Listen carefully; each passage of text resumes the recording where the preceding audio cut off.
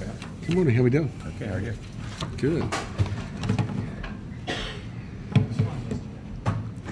Good morning. It's not many times we get to say good morning here, but first of all, I'd like to thank you guys for kind of accommodating us with a little earlier time for several different reasons. And I know Coach Tomlin's got a press conference because they play Thursday this week as well, so I think everything worked out good. But it's good to kind of put that chapter of the Virginia game away last night with our kids, just kind of shutting it down, and a lot of great things. First thing it started off when you look at that game tape was in resilience our kids played with, really all three phases of the game.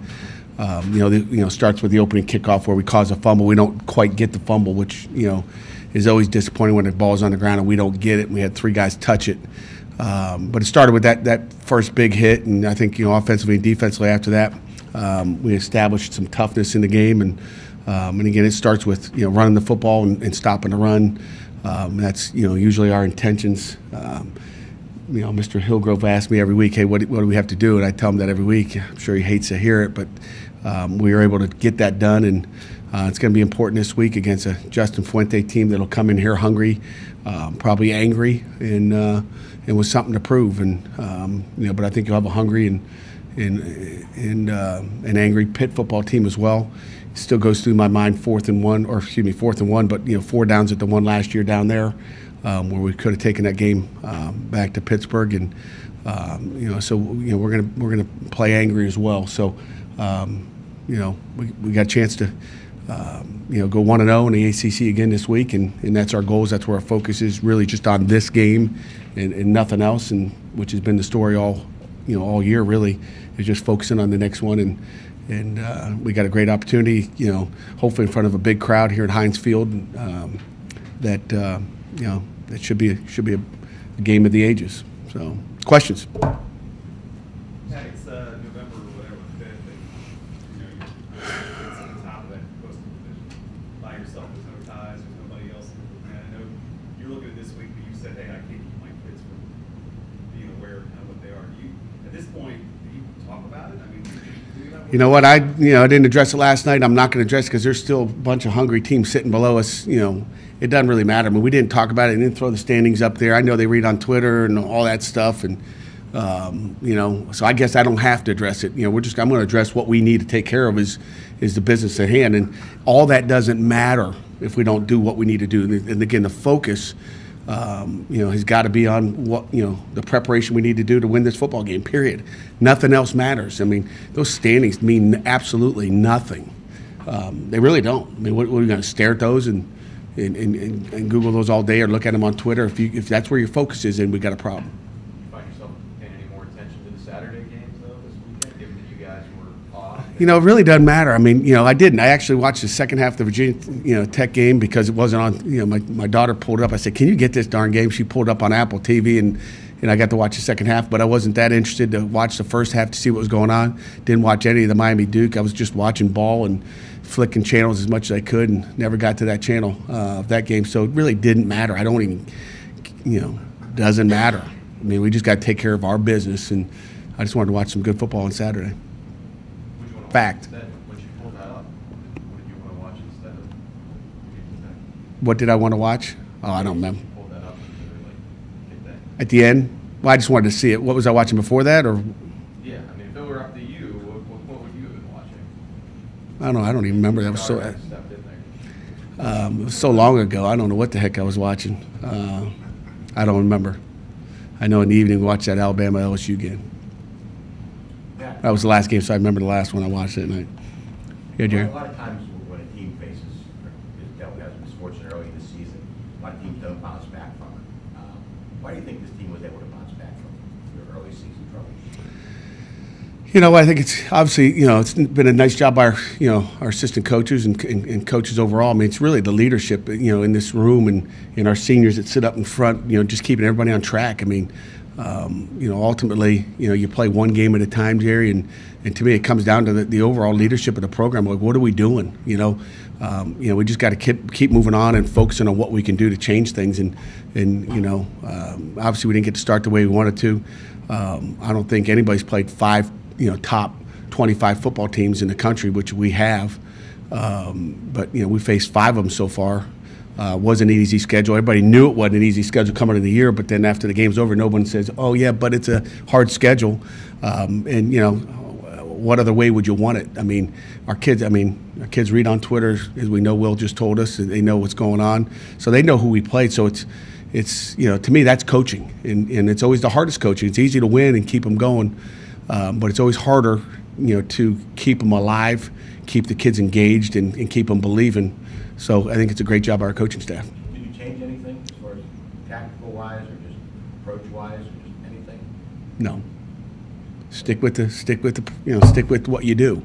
I think anytime, you start to change what you do, I think the kids notice that and they say, okay, the other stuff didn't work. We do what we do. Offensively, defensively, structurally, our days don't change. We try to keep things as similar and as familiar with the kids as we possibly can. You mentioned how that leadership has helped you guys. You've been talking about that since really July at least, I guess. And Saturday is going to be the senior day for a lot of those guys.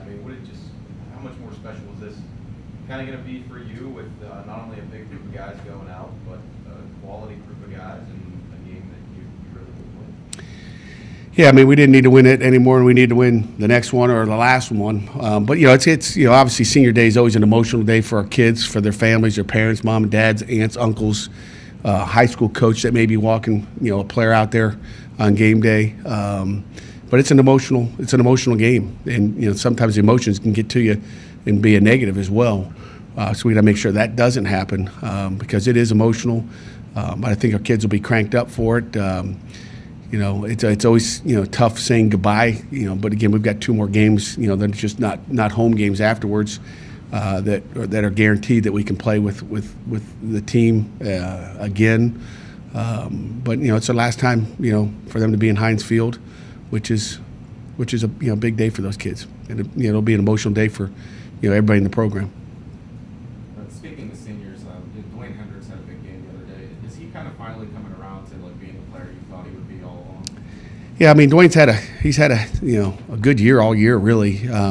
He's there's things about Dwayne that have just gotten better and better. I noticed on the sideline, our offense has got the ball. I think I don't think it's a timeout, but I know defense is on the bench. They're right behind me, maybe 10 yards, and I'm hearing Dwayne go off on the sideline, which I don't know if I've ever heard Dwayne. Dwayne's always listening. He's just the nicest kid in the world, listening to what everybody's got to say over there. But he went off just leading, and we talk about seniors leading, and every game might So I think he's feeling confident enough and well enough in what's going on that he's now stepping up and saying stuff, which is awesome. That's what he needs to do. But I think I mentioned it after the press or after the game. He's just studied the game, or maybe I mentioned it to Larry on the radio that he's really, I guess attaching himself to the details of this game, because it's not all about how fast you are, how big you are, how strong you are, but the knowledge is really starting to kick in with him as far as tendencies. He'll be, even in practice, he'll be like, "Coach, well, wait a second now. If they do this, he is putting it all together." And sometimes it takes a little bit longer, but he's a smart kid, and he's really starting to take advantage of really the things that he knows about an offense. He's not worried about what he's doing. He's worried about what the other guys are doing. I think that's helping him play, bigger, better, and faster. In a lot of rooms where you have 2 guys at running back that are capable and kind of go back and forth, it can lead to some other teams. It leads to problems. One guy wants to be with Padre and Darren. Their ability to sort of just one's in there. Right. He's the guy, and the other one's in there. What does that mean for your group, and how special is it to have these 2 guys sort of share Saturday together and just be their last ride? It's a great point. And, you talk about selflessness, and that running back room is a couple doors down here, and I hope the young guys in that room are taking notice to those 2 guys and how they act. And and again, I'm sure you guys got brothers in here and or been around brothers. Those 2 guys get along better than brothers. Brothers fight a heck of a lot more than those 2 do. It's those 2 get along so well, and they understand their roles, and they understand that they got to come out and compete every day in practice, and they're not worried about. They're not worried about me. They're worried about we, And I think anytime you got really a football team that's not worried about that. We talked about halftime about just sticking together, guys. Don't go off on your own and worry about yourself. Just stick together as a team in the second half. We're down by 3, and those two are the epitome of togetherness and selflessness. You talked a good bit about how much impact Kenny can have on the running game, just where getting guys lined up, making checks at the line. How much do you feel like he had an impact on the big run game you had? I noticed there was a lot of times where he was making checks at the line. Yeah. It seemed like those were some big plays. He's, all the unknown. I'm glad you brought it up, but all the unknown. I mean, all the things he's doing back there with signals and the loudness and giving some of these and doing some of these and letting receivers know what's going on as well as just barking out in pretty loud environment. Especially with that band and the music going till the end, all the way up until we're about ready to snap the ball. But Kenny is a big part of. You can't. You're not just handing the ball off blindly every snap. I mean, you're just not doing it. From his quarterback sneaks to all the different run checks and all the things he's got to look at pre-snap, he's done an incredible job. Obviously we want our passing game to be better. We talked about that last night. It's something we still got to continue to work on. When you run the ball as effectively as we are right now, you hope you'd have some bigger shots and some big plays in the pass game. And we're not getting those, and we still need to be more explosive, in the pass game, period, to get where we want to go. At halftime of the game Friday night, Joe Galloway said that maybe officials are trying too hard to protect players. Have you seen that this year? Yeah, I mean, you watch games on Saturday. I think there was an awful one Saturday night. I forget what game it was. Wasn't an ACC official, so let's stick there. I don't think I watched it, much ACC football, but I think they are, and it's, there's some, they're saying, oh, it's not targeting, but you still get penalized for it. It's like, what are we doing? That's all I'll say on that. Don't bait me, Jerry.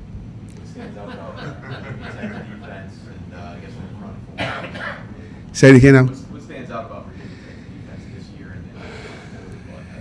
They lost a couple guys at graduation, number one, but they're still Bud Foster's defense, and you take the Georgia Tech game out of it, they're still playing at a high level. They're still explosive up front. They're attacking. They get on you. They're playing a lot of man, a lot of quarters, like we do. But they get in your face and they're aggressive, and they haven't changed their style.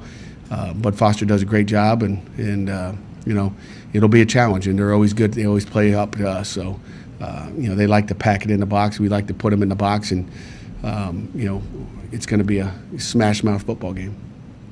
You talked about not getting caught looking at the standings and so forth, but is there something to embracing what comes with this week? Everyone who's a part of this program came here, was a part of it to play in a big game like this. Do you have any sort of messaging about embracing this moment and opportunity? Not really.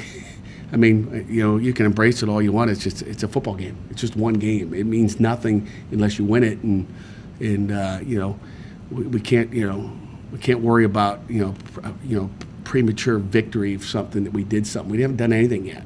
We really haven't done anything. We got a long way to go. We can become a better football team here this week with a Tuesday practice, a Wednesday practice, and a Thursday practice, and premature victories are no good, and we're not looking for one either. And how close to when you think about what a Pat Narduzzi football game is supposed to look like, I mean, how close is Friday to what you run the ball, you're physical on defense? That's kind of what you want. It was an old school game, and that's kind of who we are. That's what the city of Pittsburgh is. I'd say that's it. I mean, I still like to throw the ball better. There's a lot of things we'd like to do better, but I like the weather to be a little bit better. I hear there might be a sun out on Saturday at Heinz Field at 3:30, so that's a bonus, at least last time I looked. But I'm a weather guy too. I do look at the weather. I check the weather out, especially with these rainy games. I think the staff must laugh at me. I'm like, hey, better do some wet ball drills today. Looks like we got rain Saturday. But it's supposed to be a sunny day Saturday, and it should be a heck of a game. Do you think you found your identity, I mean, as a team? Because it was what Friday was so different to what happened on Saturday. Saturday before against Duke. Getting closer to sort of having. Well, I know what our identity is. It's whether you can win doing it all the time, and your identity's got to change, weekly, I think. And You have to melt your offense and your defense to what the team is doing, and it's not going to just be a smash mouth football game all the time. And sometimes you get to a point where you can't do it. Then what are you going to do? We can't be handcuffed to say that's all we are. We're going to find a way to win a football game, and that was the goal Friday night, is to find a way to win it and do what we need to do to win it. And then that's our goal this week. Offensively and defensively, they're working in rooms right now trying to figure out what we have to do to win this football game. It's different than last week, and Virginia game was different than the Duke, and so forth. Mentioned at the top, you want one of those games you want a big crowd for, and your weather should be good. I mean, how much is this one that having those fans there at Heinz Field can sort of help give you a home field advantage? Well, you talk about standings. You could talk about standings all the time, and maybe the fans should look at the standings and go, "Oh, let's get to Heinz Field on Saturday." I think that's the key, and I can tell you this, for your kids, for those seniors, they look at that. That makes them feel good. I mean, that 12th man up there, all those fans, Heinz Field, and they were loud last game. I don't know how many was there. I don't look at that. Don't really care, but I know our kids care, and I know that it'll make a huge difference if they get the support that they should, based on what they've done so far. And our kids, play with a lot of heart. We know there's going to be a battle on Saturday afternoon, and it should be a beautiful day. Anything final for Coach? And what's key to your better defensive play? Say it again. What's key to better defensive play? What is key to the better defensive play? Focus, maybe. I mean, just focus. And we talk a lot about consistency, and I said it after the game. We need to stack good game defensively on top of another one. And the same thing offensively. You went from from the Duke game to Virginia game. Can we put them on top of each other and play great defense? And I still don't think we played a complete game yet. I mean, it's still not what we want. On all in all phases. And we may not ever get it, but that's what we're striving for, is perfection on in all three phases, and in the consistency is what we need. But I think it comes down to focus and playing disciplined football and doing your job and not worry about doing somebody else's. I know it sounds cliche, but all you have to do is watch the tape and go, what are you doing? Have eye control. Stay on your guy. Read your keys. And when you do that and you do the details right, you got a chance to be successful. And I think our kids were locked in and focused, on both sides of the ball Saturday or Friday night, and they got to be really locked in and focused, for a good football team coming in here. We have a final question? What do you see from Willis, and how is their offense? I guess, is it any different than it has been when they had Jackson? It's a little bit different. I think, I just see a composed quarterback that is throwing the ball probably better, which is, really not what we want to see. I mean, we've really been good at stopping the run, and we've got to be better at stopping the pass. I mean, they do a great job with their screen game. He knows where to go with the football. And I'm not saying he knows where to go better than Jackson, but he's just done a nice job. I mean, he's still a young player. Was he a redshirt junior? He hasn't played a lot, maybe 11 games or so.